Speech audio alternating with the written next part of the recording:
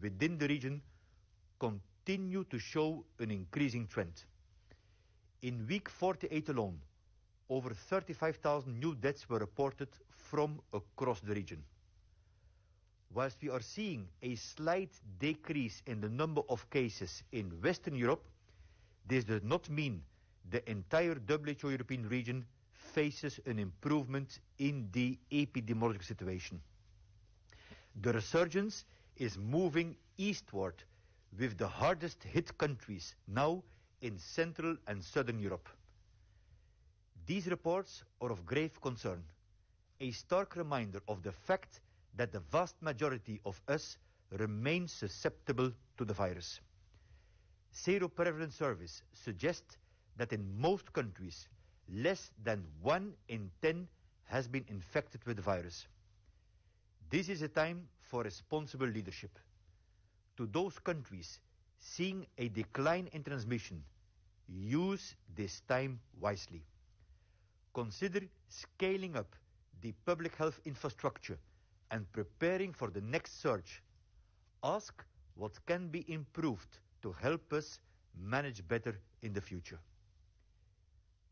The virus still has the potential to do enormous damage unless we do everything in our power to stop its spread.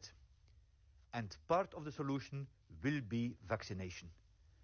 Today I would like to share 3 messages on the forthcoming vaccines. First, and undoubtedly, the promise of vaccines is phenomenal. The reward is potentially game-changing. With more than 200 candidate COVID-19 vaccines under development, the future looks brighter. That is why I welcome news of the interim results of several candidate vaccines in recent weeks. As of today, more than 50 candidate vaccines are in human trials. The more candidates we have, the more opportunities for success. Vaccines combined with other public health measures bring the end of an acute phase of the pandemic and the rebuilding of economies within reach. But this is only possible if we ensure that no one is left behind and all countries and communities can reap the benefits of access this life-saving technology. My second message: preparedness is key. To assure that we reap the full reward of those vaccines, we need to have plans in place. Taking immediate stock of the status of our preparedness now, in advance of the arrival of vaccines, is absolutely essential. At WHO, we are working with countries to strengthen their readiness for vaccine introduction, their cold chain capacity, vaccine safety monitoring, communication and community engagement. With supply expected to be very limited in the initial stage of delivery, all countries must decide who should be vaccinated first to maximize the impact of limited doses in reducing the burden of disease in each country context. Our recommendations are that health and social workers, adults over 60 years of age, and residents and staff of long-term care facilities should be prioritized for access to COVID-19 vaccines in the context of a limited supply. We acknowledge that depending on vaccine availability, disease epidemiology, and the size and proportion of each priority group, countries may decide during the initial stage of immunization to prioritize more than one group at a time. And thirdly, community acceptance and demand is pivotal to the success of any vaccination plan. Behavioral insight surveys conducted among several European countries in recent months indicate that up to half of people in some countries are unsure about vaccination against COVID-19. It is not unusual to be concerned about vaccination. It is understandable. This can be expected in the current circumstances, in which much is still unknown about which vaccine or vaccines will eventually be licensed, when they will be available, and potential side effects, if any.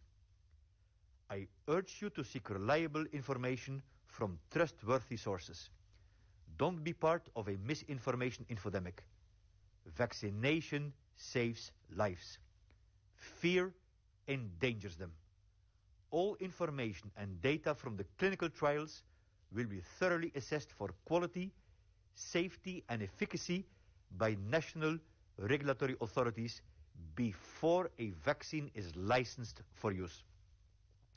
Such established mechanisms have been in place for decades to ensure the quality and safety of vaccines used to protect children in Europe against diseases including polio, measles and diphtheria. So the promise of a vaccine is great, but its full potential will not be realized without strong preparedness and community acceptance. But let us also be clear, the vaccine is not here today. Not everyone will receive it when it arrives. Therefore, it is imperative that we continue to practice basic protective behaviors, such as mask wearing. We have seen progress made in Europe over the last number of weeks with the application of measures which, however difficult, have reduced case transmission. We must remain vigilant to maintain this progress, to protect ourselves, our loved ones, and our health workforce. Thank you.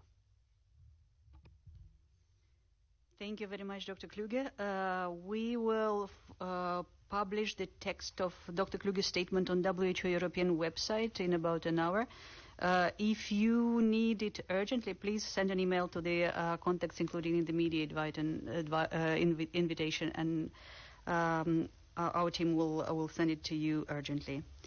Now we can open the floor for questions, and we'll do it via Zoom only. So you'll just have to press your raise hand button.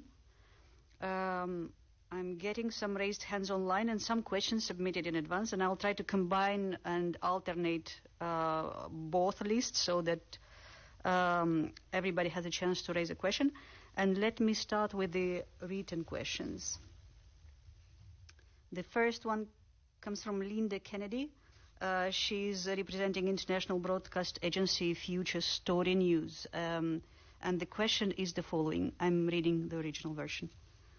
What is your reaction to the United Kingdom approving through its own regulatory MHRA rather than the European Medicines Agency, the Pfizer BioNTech vaccine, and what would you say to people who are nervous about the speed of the approval? It's mainly a technical question, so I'm looking at Dr. Datta. Dr. Datta, can you help with the answer? Thank you so much, Luba. Thank you, Linda, for that question. So let me then break this answer into two different parts. The first part would be, as you have heard Adi say earlier, the national regulatory authorities of a country will review the different elements of a system before they make the vaccine license for use. Their safety, efficacy, and quality of the vaccine. That is what the UK's National Regulatory Authority has done yesterday with their evaluation. We have learnt about it and we acknowledge it. We are also aware that the Pfizer vaccine, the vaccine developers have also submitted the papers, the documents for assessment to the European medicine agencies. These are done over a period of time through a rolling review. That means you don't have to wait until the final results are being made available. This process of rolling review provides an opportunity to quickly review this information before the final decision is being made. And finally, if I can put the other part of it, this confidence on the national regulatory authorities is quite important, given that the population who will be the final taker of this vaccine will need to be instilled trust on the decision being made. And that robust process of looking into the data for the safety, efficacy, and quality is extremely critical moving forward for the vaccination program. Thank you very much, Dr. Datta. I'll take another question from the list submitted in advance. Oskar Gorzinski from the Polish Press Agency who is following us regularly, is asking, several European countries have already announced their vaccination strategy. The approaches to which groups will have priority in accessing it in the early stage vary slightly. Are there any WHO guidelines or pointers with regards to what the strategy should be? And I'll ask Dr. Hans Kluge to kindly answer that question. Right, very actual question. So WHO has since a while developed a so-called allocation framework to prioritize certain groups which coincide with about 20% of the population of a country, the top priority being the health and social care workers, about 3% of the population. Then people older than 60 years, and then people with what we call comorbidities. It means several diseases, usually chronic diseases, non-communicable diseases at the same time, which lowers the immunity. The COVAX facility is very committed that when the first vaccines will be available, that there will be no difference between the countries which have subscribed to the COVAX facility, that those priorities which will be adhered to. Obviously, I was mentioning in the statement, it depends also on what the country decides, but we do see, I believe, a growing consensus across and among the countries that those are the priority groups. Thank you. And I'm looking now at the list of journalists online. We have Gunilla von Hall from Svenska Dagbladet. Gunilla, can you unmute yourself and ask your questions, please? Yes, can you hear me? Very well, go ahead. Thanks for taking my question. My question is, how efficient do you think the vaccination against the COVID-19 can actually be when there seems to be large parts of many populations that will not actually vaccinate themselves? They want to wait half a year or a year. And a question linked to that is, how worried are you that people, once there is a vaccine on the market, that they will be less careful in keeping distance and washing their hands and having the hygiene, which could also be a risk for the virus to spread? Thanks. Thank you very much, Gunilla. I'm looking at Dr. Datta, and he's ready to take your question. Dr. Datta, please. Yeah, thank you so much, Gunilla, for that question. You have touched two different aspects, and let me also break it down into two different parts. The first question, you said population is willing to wait for the vaccine to come through. As you heard Adi speak, the demand for vaccine is not commensurate to the vaccine volumes that are available at this point of time. That brings back to the question of prioritizing population groups so that they can receive the vaccine when the vaccine become available. The last, the answer which Adi has mentioned, countries have been given guidance from WHO to prioritize the population groups within the overall population. But however, the apprehension or the perceptions of the population towards this new vaccine is fairly understandable. The behavioral insight studies done by WHO Europe is also showing the people's perception or concern about this new vaccine. They would wish to wait for the new vaccine. This brings back to the question of what the national authorities in a country, the ministries of health, and other agencies should be doing. That is transparency in sharing the communications to the people who should be the ultimately utilizers of this vaccine. They would become less careful, as you say. But I think the point which Adi mentioned is very critical. Vaccine alone in itself, at least in the short term, will not bring an end to this epidemic. What will bring an end to this epidemic would be vaccine, along with other proven public health measures which WHO has already outlined and countries have shown it makes value. Thank you. Thank you, Dr. Datta. Now I'm going to the next questions that are submitted in advance. It's from Camille Bar-Wallert. Camille, from the Agence France-Presse. Camille, I cannot see you online, but I hope you'll have the possibility to listen to the answer later in the recording. So Camille was asking, now that vaccines are in sight and vaccination plans rolling out, I'm wondering how WHO Europe is going to follow the number of vaccinations in the region. Maybe a dashboard like the one on the COVID-19 situation would be good. Dr. Datta, please. Thank you so much, Kemi, for that question. I really appreciate that insight when you talked about measuring. And I think WHO, as an evidence-based organization, always had been telling we need to measure and to know what activities are being done in a country. That brings back to the question that applies for not only when the vaccine is available, just before that. You heard Adi say earlier, preparedness is key, and WHO is working with the different member states to understand their preparedness level. We have developed a regional monitoring mechanism where countries are submitting their preparedness status. It's good to really see that happening and member states valuing this reporting and monitoring mechanism. Within the wider monitoring and evaluation framework of the COVID-19 vaccine deployment and vaccination, measuring the uptake of vaccine will be extremely important and critical, both for planning purposes in the country and doing some mid-term or mid-campaign changes as the program would need to be doing during this period of time. WHO has already made plans to develop a dashboard for everybody, the member state themselves, to see where they are and compare and then make changes, but also for the public to see the changes being made, as you have highlighted for the COVID-19 response that WHO has got. We'll keep you posted on this as we move forward. Thank you. Thank you, Dr. Datta. We have Euronews, Lauren Chadwick online. Lauren, can you hear us? Yes, I can. Thank you so much for taking my question. WHO earlier this year had dismissed immunity passports for people who have already had COVID-19. But as we're seeing vaccines emerging, could you talk a bit about what your view is on a future vaccination passport for populations or for travelers?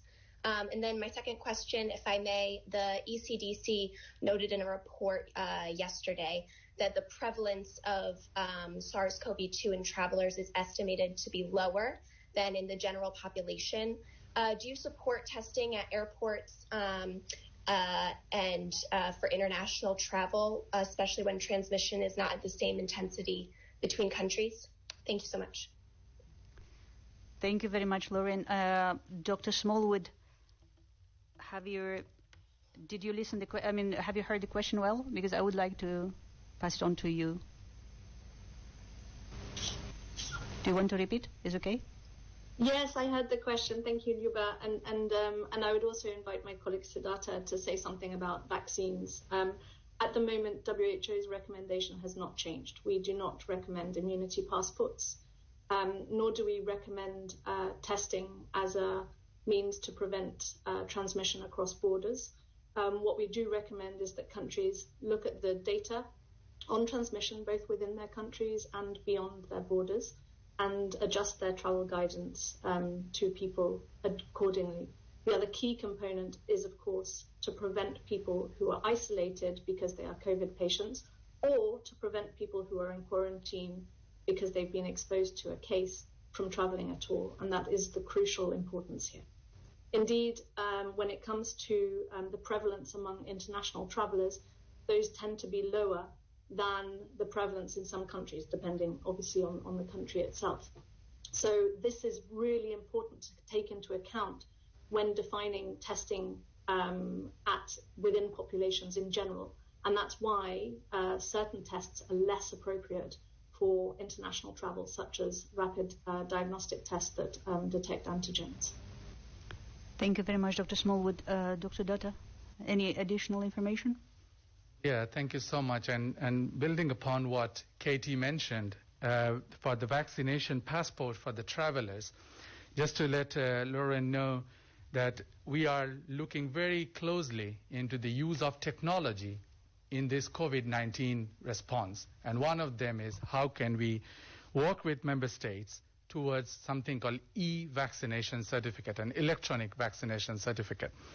But before we jump into that, I think it will be extremely critical that we keep few things on our mind.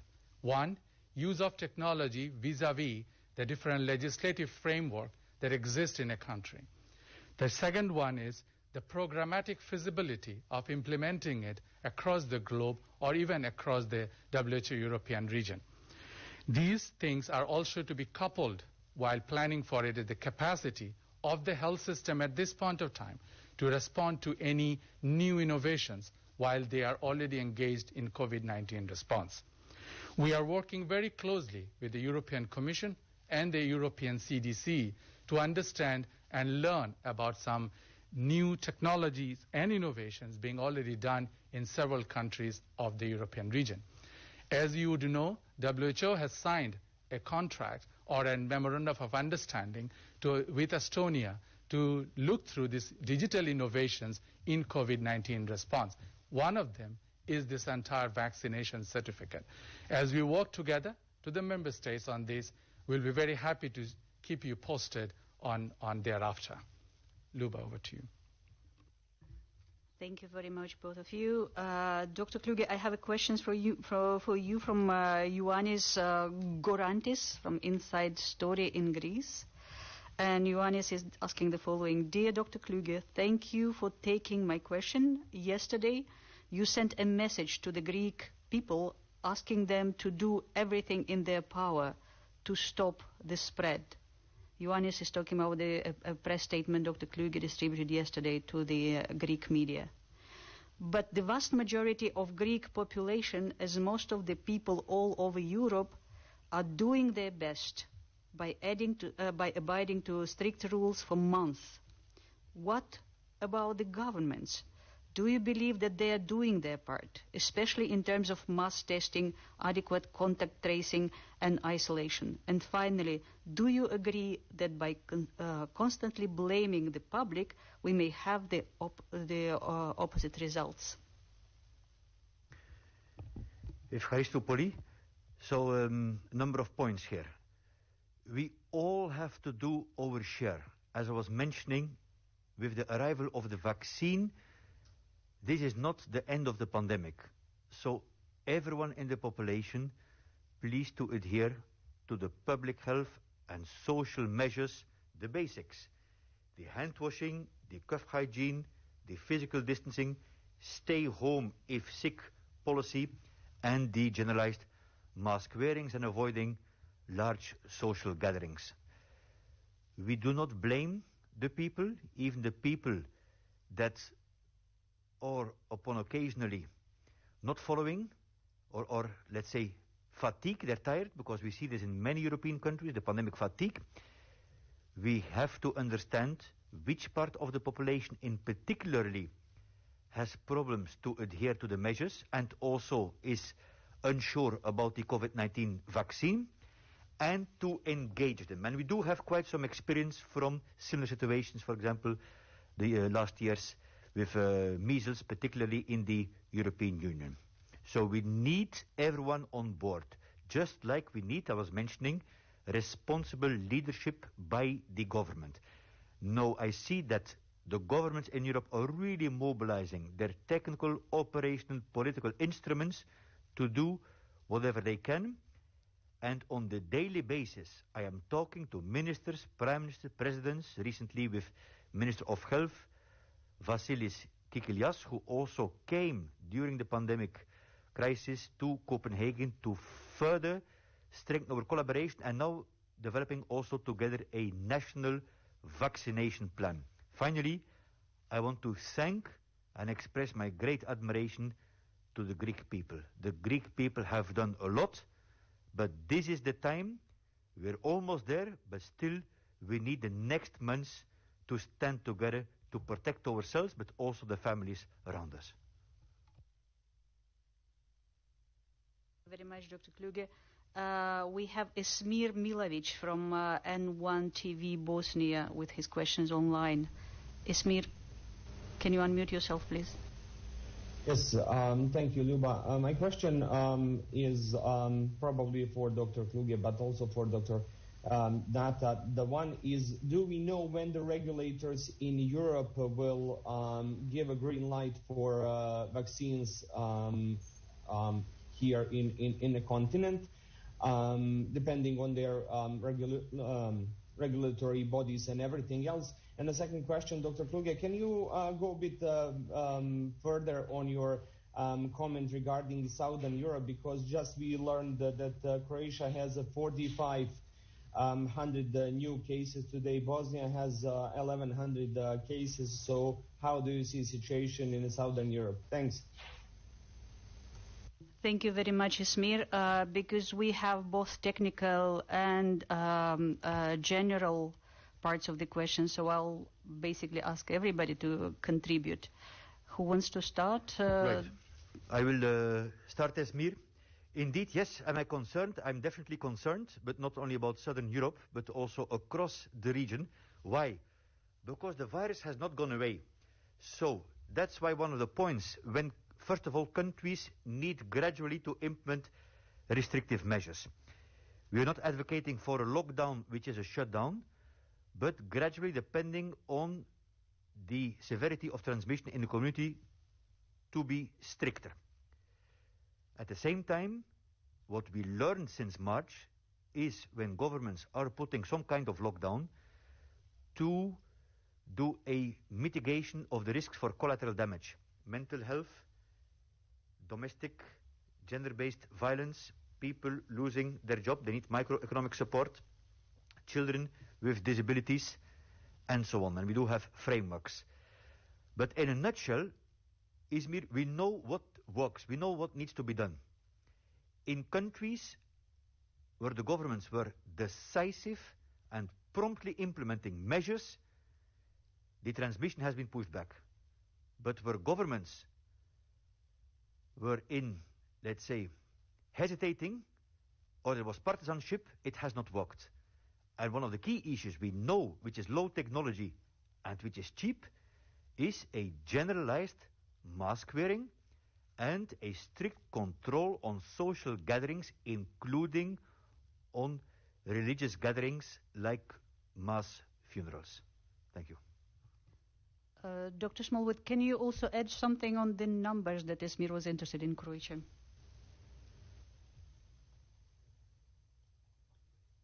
Yes, thank you very much, Ismir.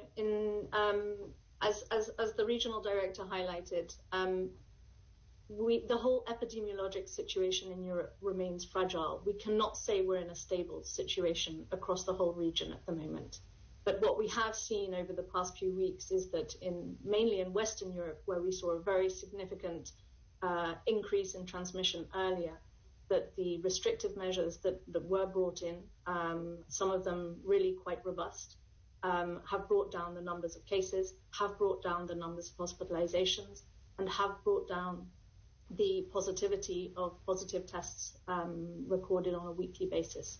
Those numbers still seem to be very high in other parts of the region, and as you rightly state, the 14-day increase in cumulative incidence, so that's the difference between the last 2 weeks and the 2 weeks prior to that, has increased very significantly in countries like Serbia, in countries like Croatia, but also is increasing in other countries around the Balkans, around Central Europe, and also in the South Caucasus. So this is, of course, of concern. We're looking very closely at the hospitalization rates as well that are continuing to increase, and the numbers of deaths that are being recorded for COVID-19. So this means very much, as the regional director says, we need to be comprehensively much better at collectively implementing the public health measures and social measures that are already in place. As we've noticed, there's a lot of fatigue, there's a lot of lax implementation, and we need to remind ourselves that this hasn't gone away, it won't go away, and over the Christmas and winter holiday periods, there's a very real potential of it becoming even more of a problem as people try to gather in their families, as communities, and in religious congregations. So now more than ever is the time to implement what we need to do individually, but also at a collective level. Thank you. Thank you, Dr. Smallwood. Dr. Datta, do you want to conclude on that? Yeah, thank you so much, and thanks, Asmi, for that question. So I will be providing you some information on the regulators part that you have outlined.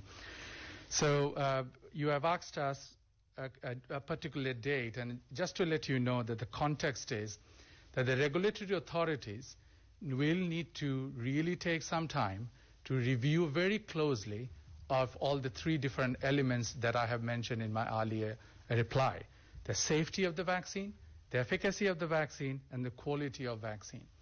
European Medicine Agencies, who is the authorized regulatory agency to take care of the decisions on behalf of all the EU and the EEA member states, as we have learned or have heard from European Medicine Agency yesterday, they sometime during this month, they will be reviewing and these information and making a decision.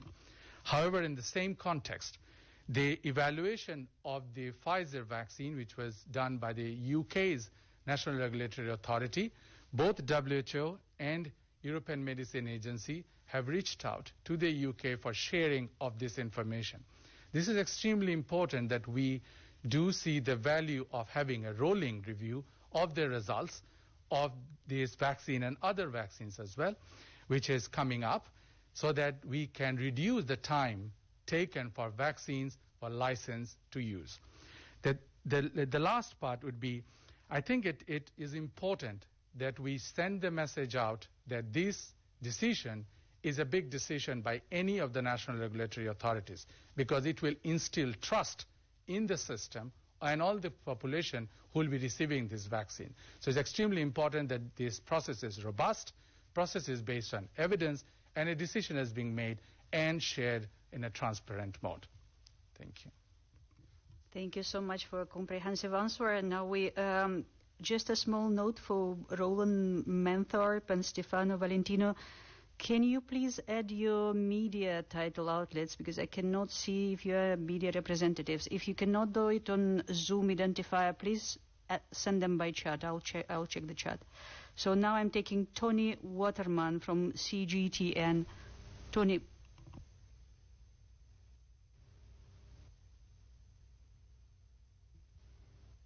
Tony, can you hear us?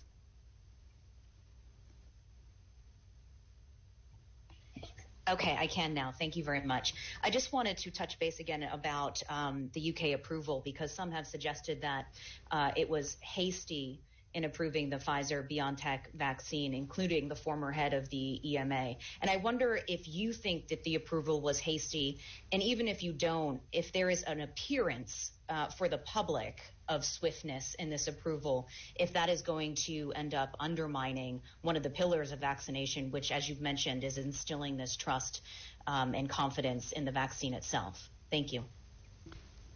Tony, thank you very much. Dr. Datta, I think you already mentioned something, but if you can answer Tony's question. Yeah, thank you so much, Tony, for asking that question. The use of vaccine in the UK for all childhood vaccine and non-childhood vaccine is ongoing for several decades now. The regulatory authority in the UK has been making the decision on use of the vaccine in a country based on the vaccine characteristics for safety, efficacy, and quality for several decades now.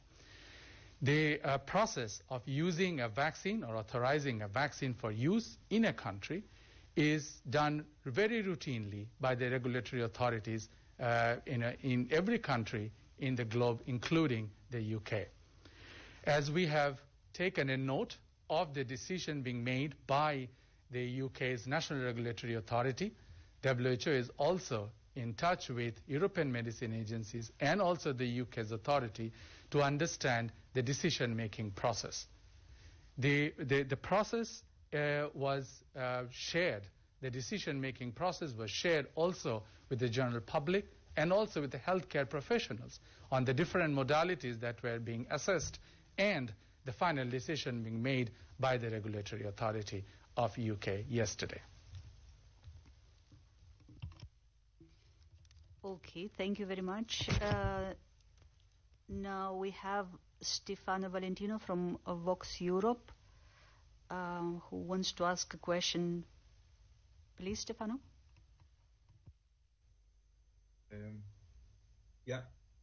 So yeah, I would like to follow up on the safety and trust issues.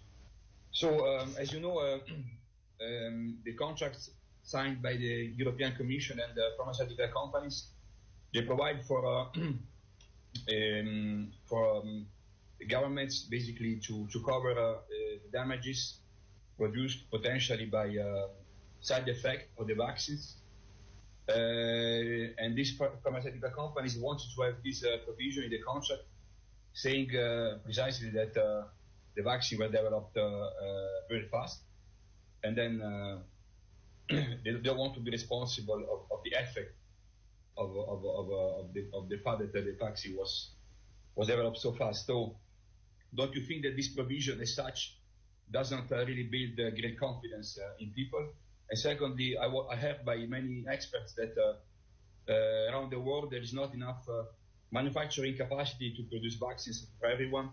That if you want to produce vaccine for everyone, basically we should stop producing any other kind of drug and vaccine. And on the other side, there is no agreement between COVAX and pharmaceutical companies about the waiving of exclusivity on licensing.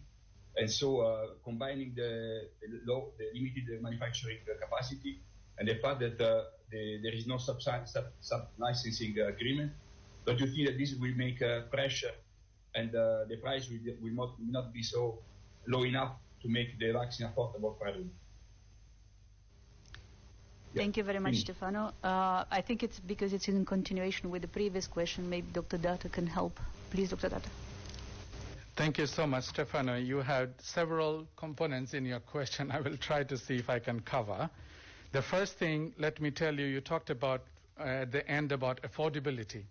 WHO, as a part of its global solidarity, has been telling from the day one that irrespective of a country's income level, irrespective of where a population stays in a country, the vaccine, COVID-19 vaccine, which is a global public good, should be available for everyone. And I think that stands and remains our pillar. You talked about manufacturing capacities. Indeed, the demand for this vaccine, as you also have heard RD say, is not commensurate to the vaccine production volume. Within the COVAX facility, one of the mechanisms is to work with the manufacturers and different vaccine developers to see that the capacity production volumes are being enhanced. Within the COVAX facility, it entails to achieve 2 billion doses by the end of 2021, which will be linked to the 20% of the global population volume, which RD mentioned earlier. You talked about development being faster. This is an unprecedented effort being made by the global vaccine developers and the manufacturers to develop a vaccine so that this could be added as one of the tools to bring an end to the acute phase of the pandemic. But that does not necessarily mean cutting corners. All the phases of development of a vaccine, including assessment of the safety and efficacy, is being followed. The regulatory authorities in any country and any agencies are playing that big role. So you talked about liability covering of the damages by a country. We are working very closely with several of the member states to understand two different perspectives of this process. One, we all have to understand that this is a novel vaccine using several different platforms which has not been used regularly in the immunization program. There is a discussion with the ministries of health and also within the ministry, the legal departments, to understand how this process can be fastened and given a trust which is needed for the population for each and every aspect of that vaccine. Going into the liability per se, the vaccine use by the licensure by the National Regulatory Authority, linking it to the vaccine safety monitoring in a country when the vaccine is being licensed for use, will play a big role. Each and every country in the region, WHO European region, have got something called putting a process in place for causality assessment, assessing the causality of any safety events that may happen. So just wanted to put in the finally would be this liability covering of damage will allow WHO and member states to work together within the COVAX facility and address it. Thank you, Dr. Datta. We have Bloomberg Online, Corinne Gretler. Corinne, can you hear us? Thank you so much.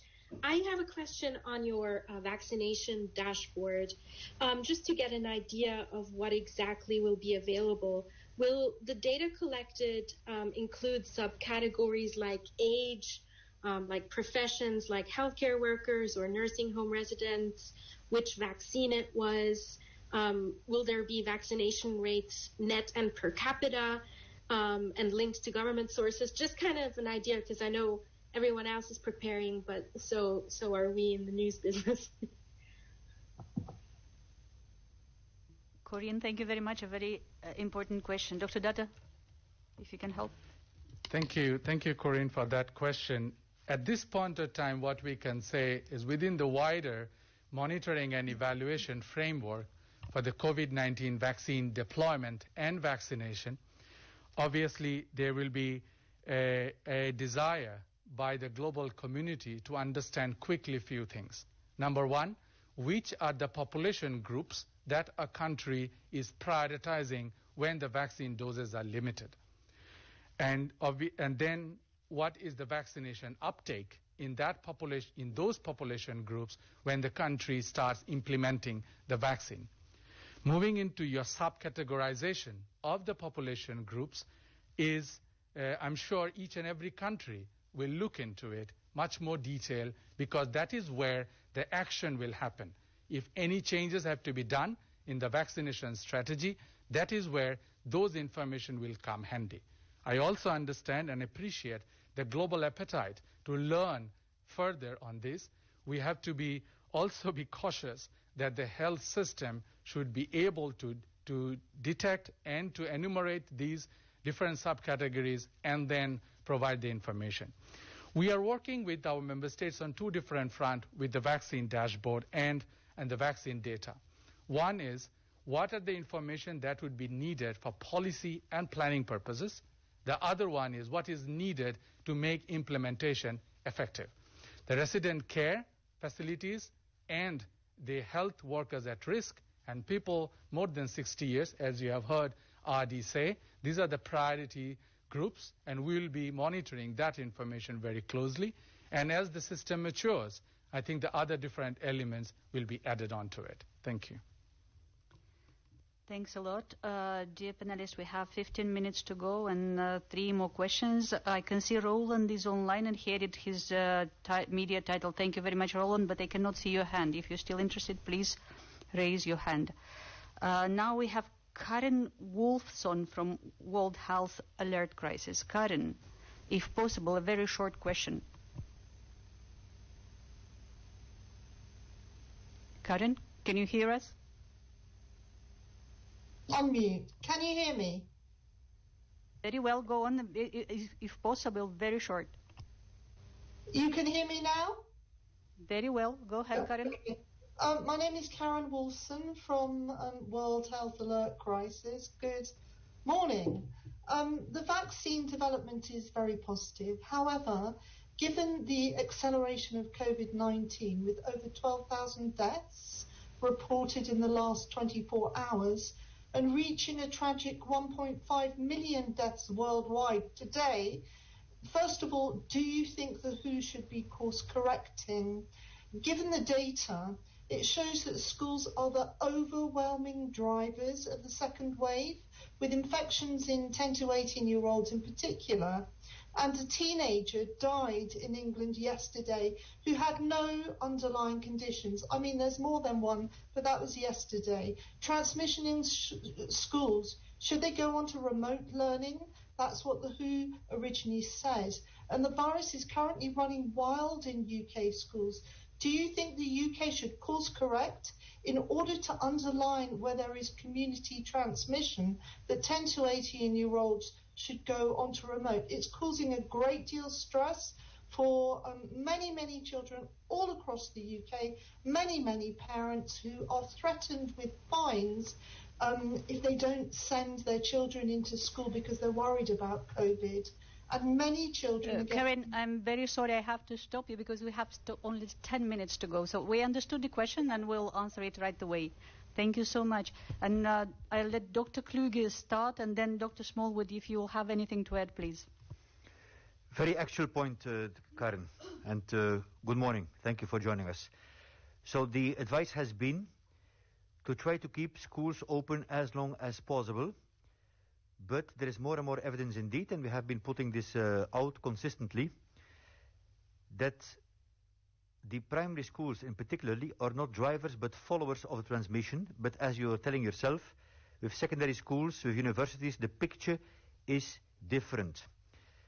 The key issue here is that schools are not a biotope standing on itself. And I think you also mentioned this. It depends a lot on the transmission in the surrounding community.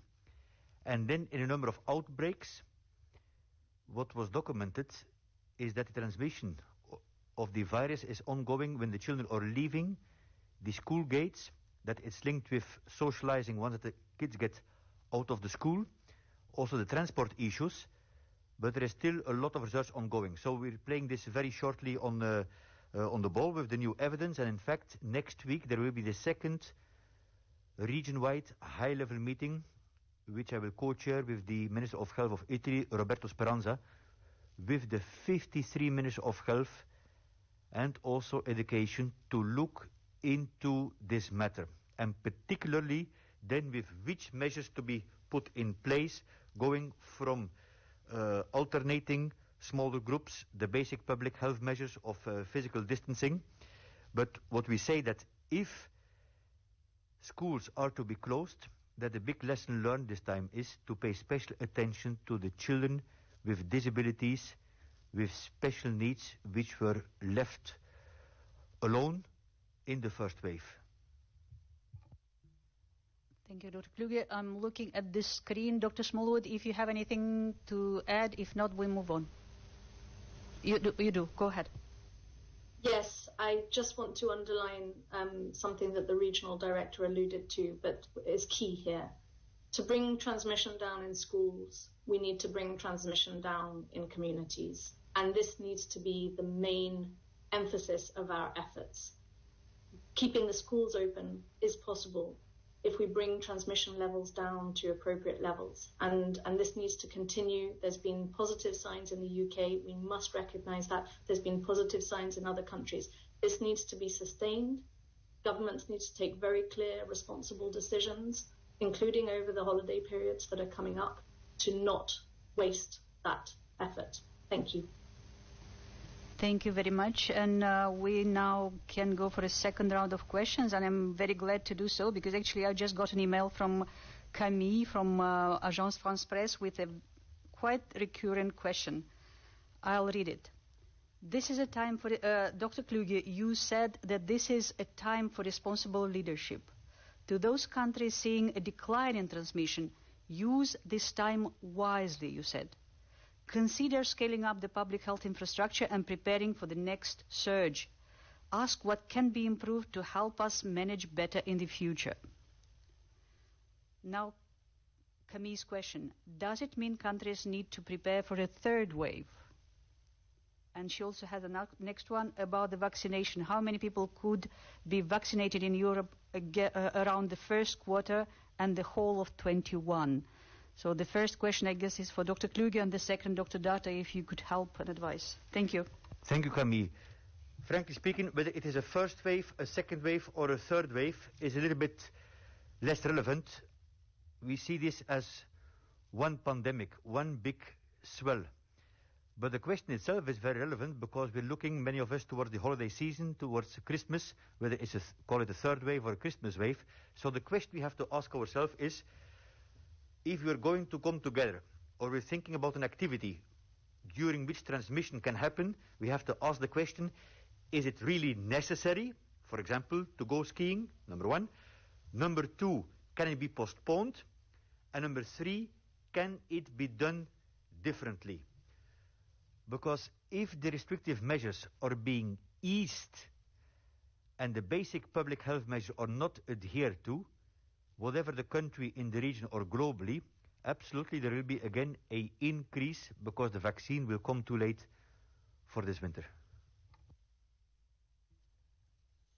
Thank you so much, Kemi, for that question about asking what proportion of the population in the European Union or European region would be covered.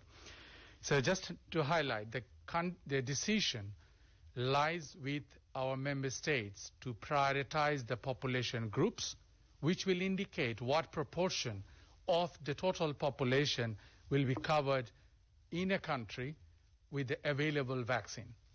That decision is extremely critical.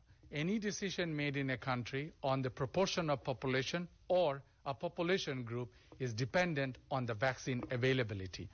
As vaccines become available in tranches, as you have heard the RD speak earlier, this will become much more clearer for us to assess what proportion of population will be covered in the initial tranche and then in subsequent terms. We would not be able to give you a specific number at this point of time, but as we engage further with our member state to understand their priority groups, we'll be able to estimate. Given that 20% of the population is expected to be covered through to the end of 2021 globally, that also includes the WHO European region, through the COVAX facility, that is a number we are all working for on planning purposes, while we understand for implementation will differ by country, and that will be a task for both WHO and other partners, including the member state, to come together to make that assessment. Thank you. Thank you both. I think we've now closed. We don't have any more questions online or in advance, so I think we can close our press briefing now. Thank you, everybody, for participating. But before we close, a small note for the journalists. We will post the video of this briefing on our YouTube channel. It may take a couple of hours or so, but if you need it urgently, please send us an email to the addresses provided in the invitation, and we'll transfer the file to you in a different way. So have a good day and stay healthy. Bye-bye.